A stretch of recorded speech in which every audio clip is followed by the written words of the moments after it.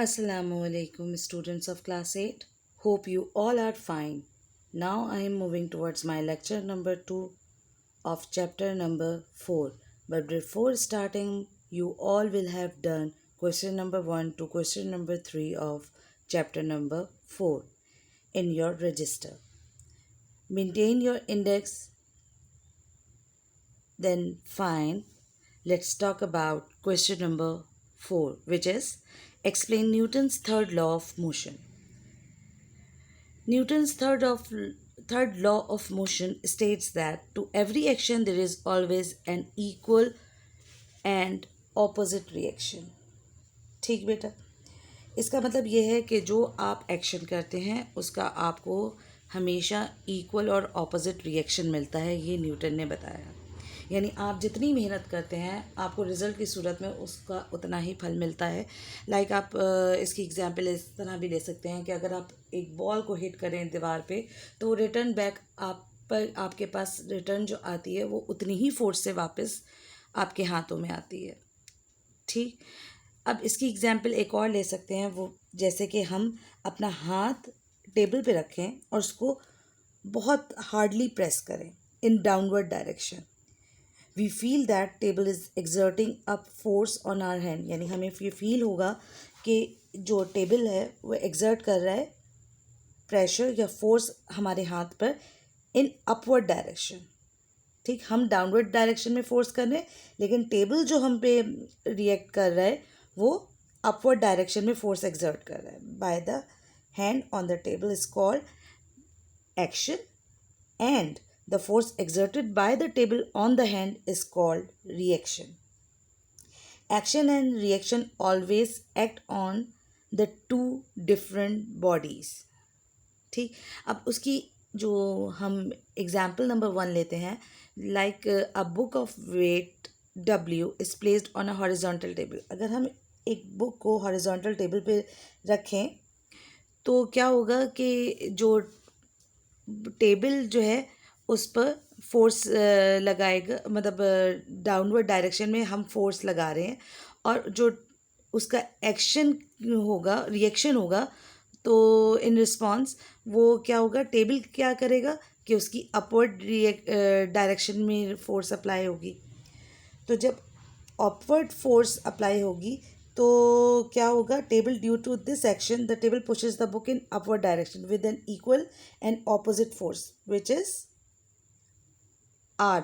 इसकी वजह से बेटा बुक जो है वो स्टेशनरी पोजीशन में रहेगी, यानी ये दोनों फोर्सेस एक दूसरे को कैंसिल आउट कर देंगी और फोर्स का जो रिजल्टेंट होगा वो हमें क्या मिलेगा, ज़ीरो मिलेगा। रिजल्टेंट का मतलब होता है जब दो फोर्सेस एक दूसरे पे अप्लाई हो रही हों तो उसका जो नेट फोर्स है वो क्या निकलेगी, यानी एक ऊपर से फोर्स लग रही है एक नीचे से फोर्स लग रही है तो उसका रिएक्शन क्या हो जाएगा, ज़ीरो हो जाएगा। इसलिए वो टेबल पे हमें जो किताब है वो स्टेशनरी मिलती है, यानी जैसे हम रखते हैं वो वैसे ही हमें मिलती है।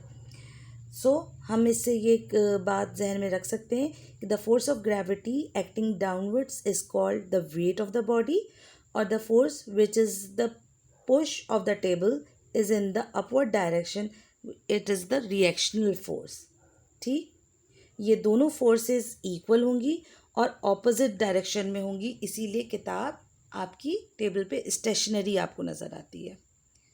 ठीक, नेक्स्ट एग्जाम्पल है, अगर आप एक रॉकेट का इंजन है तो उसमें अगर आप मतलब कंबस्शन ऑफ फ्यूल की वजह से उसमें बहुत सारी गैसेस फॉर्म होती हैं जिसकी और तो क्या होता है कि वो जो उसकी जो गैसेस है बहुत तेज़ी से बाहर निकलती हैं और उसकी वजह से रिएक्शन में क्या होता है कि जो रॉकेट है वो बहुत तेज़ी से मूव करता है इन अपवर्ड डायरेक्शन में, यानी डाउनवर्ड डायरेक्शन में गैसेस जो है इंजन में से निकलती हैं by the combustion of fuel, यानी जब आप फ्यूल जलाते हैं तो उसकी वजह से गैसेस बहुत तेज़ी से निकलती हैं back side of the jet of the rocket से।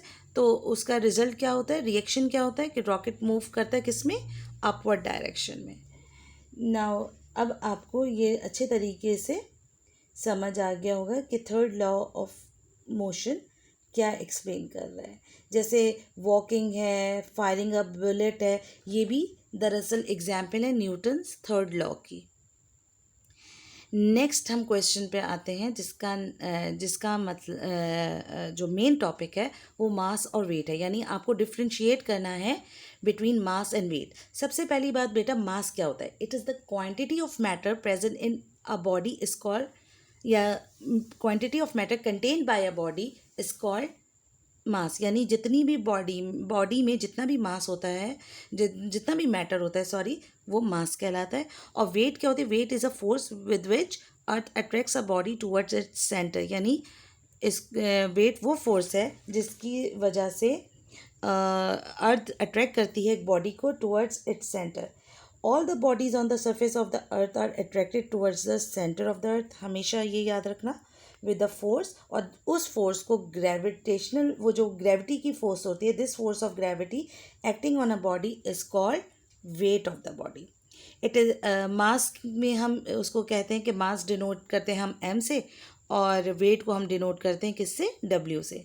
मास स्केलर क्वांटिटी होती है क्योंकि उसकी कोई डायरेक्शन नहीं होती, लेकिन वेट उसकी हमें वेट वेक्टर क्वांटिटी जिसकी एक प्रॉपर डायरेक्शन होती है, which is downward towards the center of the earth or towards the gravity. The SI unit of mass is kilogram and the SI unit of weight is Newton, क्योंकि weight क्या है? Force है। Formula आप मास का इस तरह निकाल सकते हैं कि mass is equal to F upon A, यानी फोर्स से डायरेक्टली प्रोपोर्शनल। जितनी ज़्यादा फोर्स लगेगी मतलब जितना ज़्यादा मास होगा उस पर उतनी ही ज़्यादा फोर्स लगेगी, इसलिए वो डायरेक्टली प्रोपोर्शनल है। और जितना ज़्यादा मास होगा उतना उसमें कम एक्सेलरेशन होगा। मास जो है इन्वर्सली प्रोपोर्शनल होता है किसके? एक्सेलरेशन के। क्यों? देखो, जैसे मैंने आपको सेकंड लॉ ऑफ मोशन में एग्जांपल बताई थी अलमारी की ना, तो उसमें कहा था कि अलमारी का वज़न ज़्यादा होता है तो हम उसको उस पर हमें फोर्स ज़्यादा अप्लाई करनी पड़ती है, और हमें क्या करना होता है कि उसमें एक्सेलरेशन बड़ी मुश्किल से होता है, यानी जितना ज़्यादा मास होगा उतना कम एक्सेलरेशन होगा।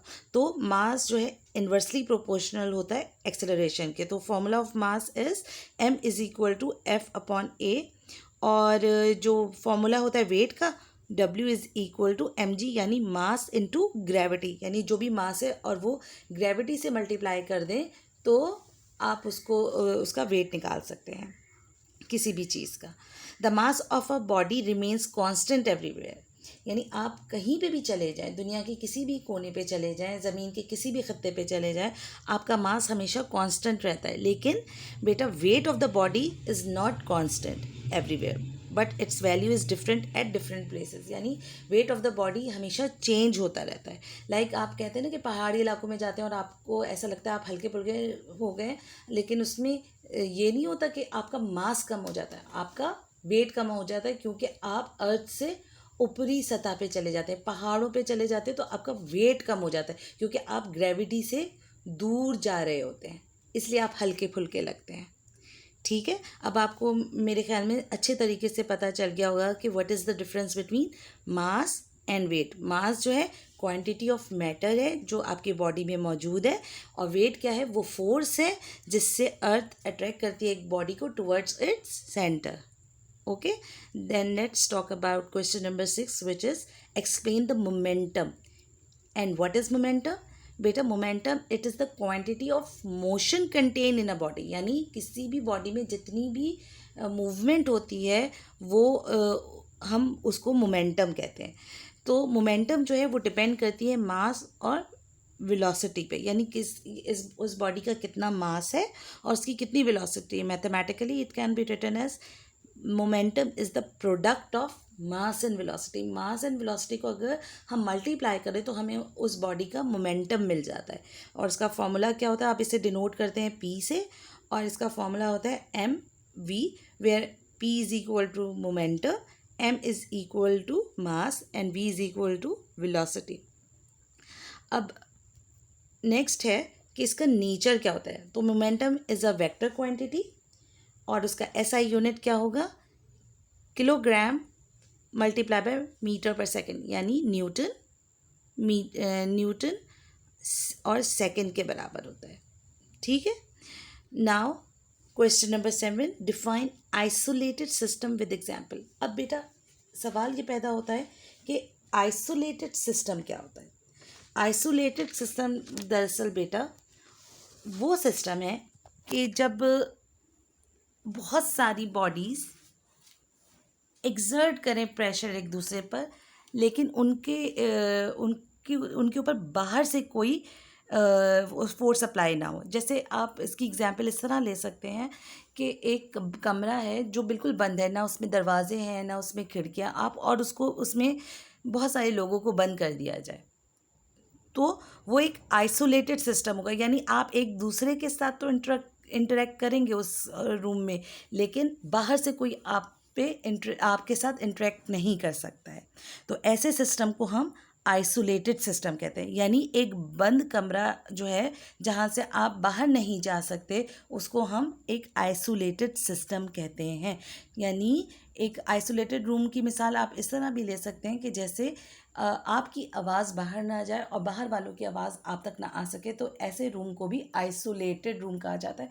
लेकिन दो बंदे आपस में उस आइसोलेटेड रूम में अगर दो बंदे मौजूद हैं तो वो आपस में इंटरेक्ट कर सकते हैं, बात कर सकते हैं। तो so when a number of bodies such that they can exert force upon one another but no external agency exert force on them, then they are said to constitute an isolated system of interacting bodies. सही। इसकी example आप gas के molecules की भी ले सकते हैं कि अगर एक वेसल है और उसके अंदर गैस के मॉलिक्यूल्स बंद हैं एट कांस्टेंट टेम्परेचर पे, तो ये भी एक आइसोलेटेड सिस्टम कहला सकता है। लेकिन दुनिया में एक परफेक्टली आइसोलेटेड सिस्टम मौजूद नहीं है, it is not possible. Now next question is explain the law of conservation of momentum. Law of conservation of momentum का स्टेटमेंट ये है बेटा कि जो टोटल मोमेंटम होता है किसी भी एक आइसोलेटेड सिस्टम का, वो हमेशा कांस्टेंट होता है या कंजर्व्ड होता है। यानी अगर एक आइसोलेटेड सिस्टम है तो उसका जितना भी मोमेंटम होगा, यानी क्वांटिटी ऑफ मोशन अगर होगा, वो क्या होगा, कांस्टेंट होगा या कंजर्व्ड होगा। ठीक है।